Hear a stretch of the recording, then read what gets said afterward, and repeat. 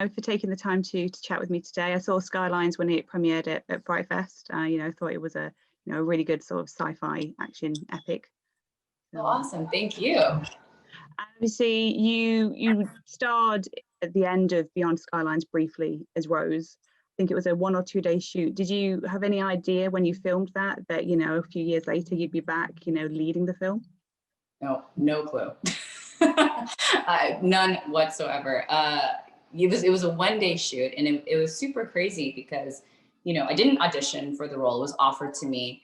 The entire movie was done. Like, principal photography was shot, effects were in, they were already testing it in theaters.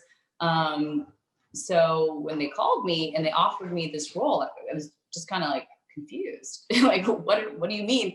And then they told me like the premise that it's going to be kind of like vignettes of flash forward snippets. So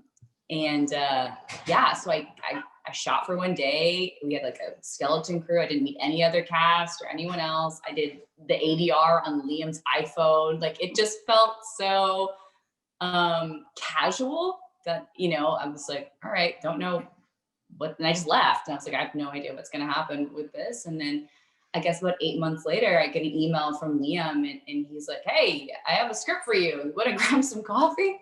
By the way, it's all about you. Nice. Just like, it was a huge compliment. But I was definitely, I was like, are you sure you want to do this? I don't even know you. But Liam, I love that he, from what he told me, he's like, I really felt inspired the day you were there and working with Trent, your brother, and just kind of seeing you guys take on like the galactic warfare together. And he's like, oh, this is where this movie could go next. And I think that's a cool thing about the entire Skylines franchise, is that it's a trilogy, yes, but it doesn't follow one character. Each movie is very unique stories that all work, and we're all living in the world together, but it's not, it's not redundant. It's always a brand new story with new people. And I think that's pretty cool. So yeah, I had no idea. And what is it about Rose that you sort of connected to? Because obviously this time around, you have got a bit more time to spend with her exploring that role. Rose reminds me a lot of my younger self. She's kind of thrust in this kind of extraordinary situation, has like this, this superhuman gift. But at the end of the day, she is still just a young girl growing. And because of what she was born into, she has this incredible weight upon her shoulders, and pressure and responsibility to be this superhuman, super weapon, save the world. And if you don't, we're all dead. Like, that's a lot for a 7-year-old to process. And people forget too that Rose has this kind of rapid aging syndrome. So really in Skylines, she's like 17. And I guess, when we meet her, what interests me is that she essentially ran away from home. She had lived this life under this kind of dictatorship rule, and thinking she was doing the right thing all this time, and then not being sure, and just having, and also running away because she was scared and felt ashamed of what she did, and not knowing how to deal with it. And so I guess what I really resonated with is when I was young, I had a lot of those feelings of feeling lost, or feeling like an outsider, or feeling like I don't know what my path is, but, and I decided acting, and it was such a risk for me. I dropped out of college. I had a full ride, and I let it go. And I gambled everything I had for this dream, and the journey was hard. But as I went through it, I learned to be stronger and stronger. But even on the journey, I would lose myself. And so what I love about Rose is she doesn't find her true strength until she connects to her true self. And she doesn't fight who she was or what she is. And she no longer feels shame that she is, this hybrid, or what some people may see her as a freak. She's unique. And I felt that. I really, and I think a lot of us feel that way. But once we start to own and appreciate who we really are, then our true power is unleashed. And that's what I love about her. Yeah, and I mean, it's definitely the most action-packed role that I've seen you in. Was it, was it fun to delve into that? What kind of challenges did that pose? That was great. I really loved it. I've always been a pretty active person, and my time on the 100, if you know of it, I didn't get to do, because my character is paralyzed, I didn't get to partake in so many stunts. But all around me, my castmates and my friends were, and they looked so awesome. And I just wanted to be part of it. So I took it upon myself to learn Thai kickboxing, Muay Thai. And I really started falling in love with it and learning more. And then this was the first project I really got to use those skills. And it was just super cool. Our stunt team was awesome. My stunt girl, Natalie Walsh, was amazing. And they just taught me so much. And as an actor, I believe, you use your body just as much as you use your voice and your heart and your emotions. And there's so much you can convey physically. And so I love that I got to use my body in this new way to show power and strength and, be this amazing fighter, and also have alien energy inside of me. So I thought it was a great new facet I got to work with in this project. I really enjoyed it. Yeah, and I mean, you got to fight with, Daniel Bernhardt, who's, he's fought against, Keanu, Cha-Lee's, that must have been a lot of fun because he's an actor, but he does also, he knows his fighting and his choreography. He is a master, a complete master. And it's so funny because when you meet him, you're like, oh my gosh, I've seen you before in every movie, he doesn't really click until it does. And you're like, well, you're that guy. And he was so great because anytime, I was learning on the day. We were moving so fast. I had about 2 weeks of rehearsals and we were shooting. So we'd be practicing in between takes and setups. And Daniel, he's with us as an actor, and he would just be, really helping us and showing us the ropes and like fixing our technique. And anytime I felt lost, I just kind of looked at him and like, what is he doing? I'm going to do that. So he was essential for this movie. I really appreciate him. Yeah. And when I spoke to Liam, he said that I think there was like 1,200 VFX shots that were done in post. So I'm guessing that required a lot of imagination when you were filming, because most of the film just wasn't there. It was kind of funny. I remember, I think we were like, we had a lot of green screen all throughout, but there's one set, all it was a walkway and just green, like green walls, green floors, green. Anywhere I went, I just all green. And I was like, oh wow, this got real. Yeah, I had never worked with such an amount of green screen before, and geez, I have so much more respect now for those big action movies because those actors are just in green screen.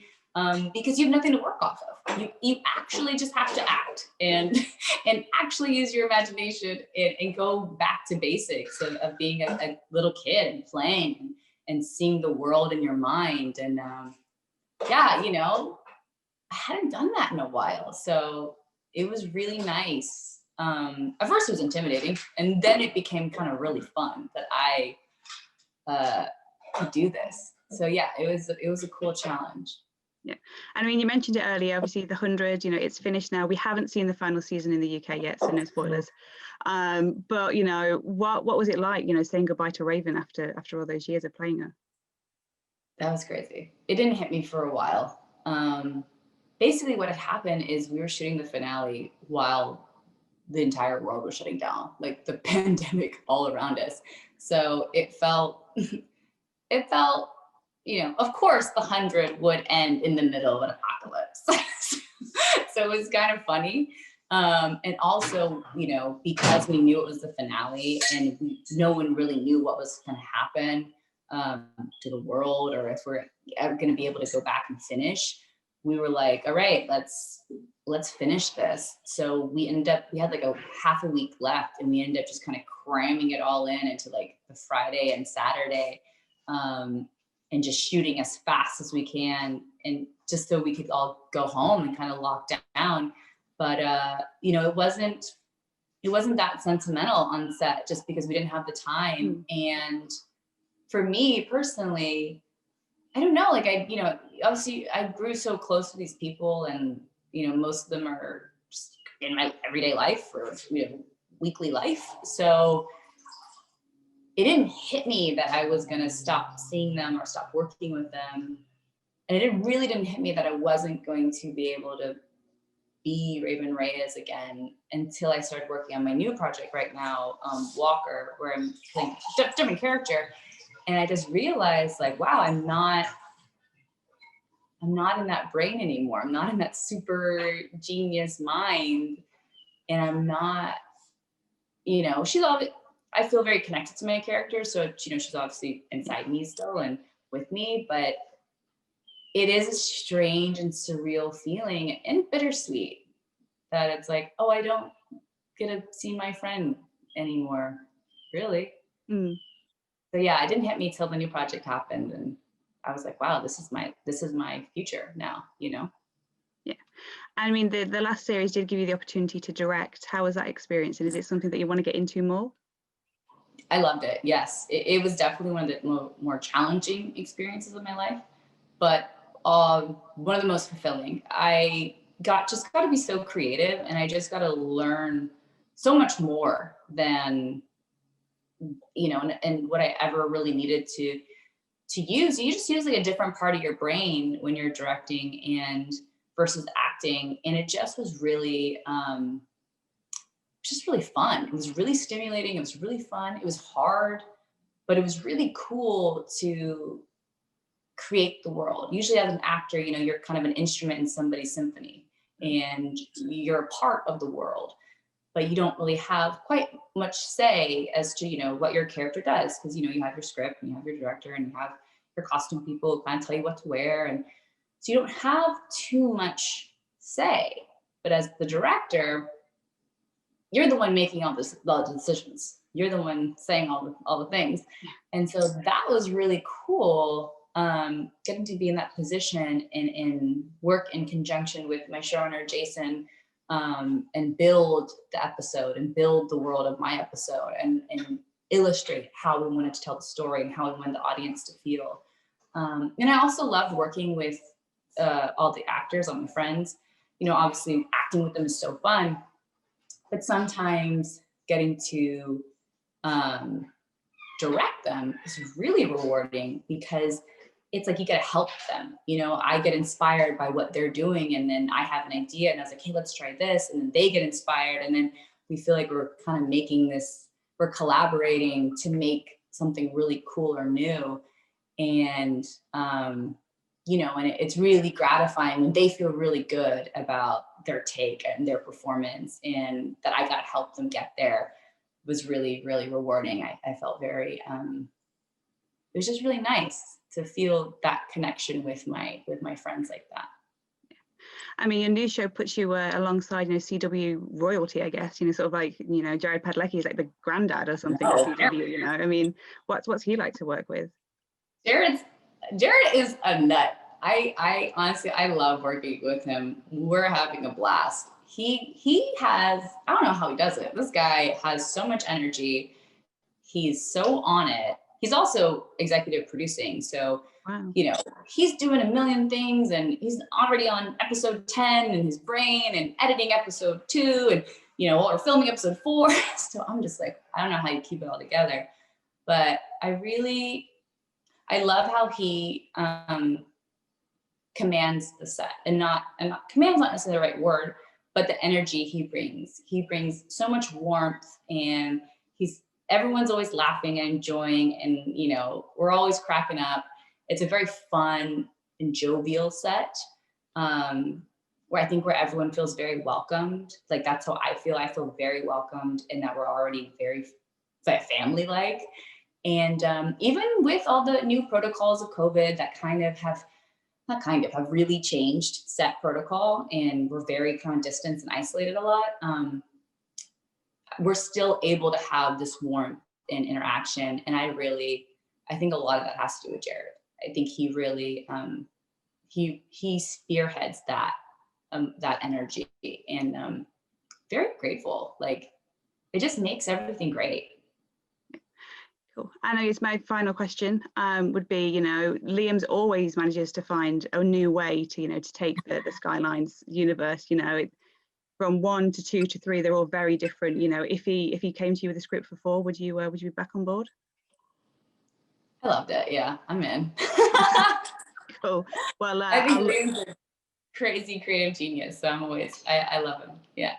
Cool. Well, I'll keep my fingers crossed that the film does well and that we get to see that.